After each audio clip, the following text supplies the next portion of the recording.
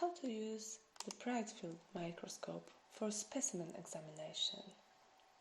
We put our specimen on the slide.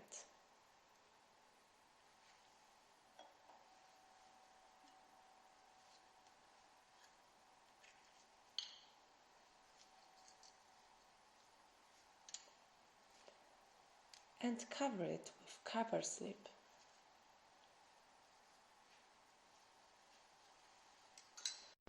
We place the slide with a specimen within the stage clips on the stage and switch on the lamp.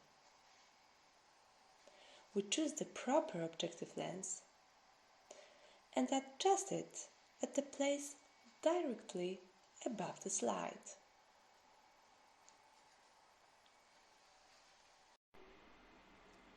We focus the stage upward using the coarse adjustment knob.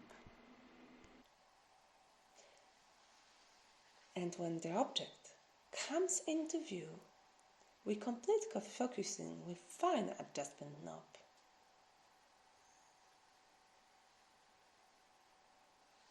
Here we can see green algae, Desmodesmus quadricauda.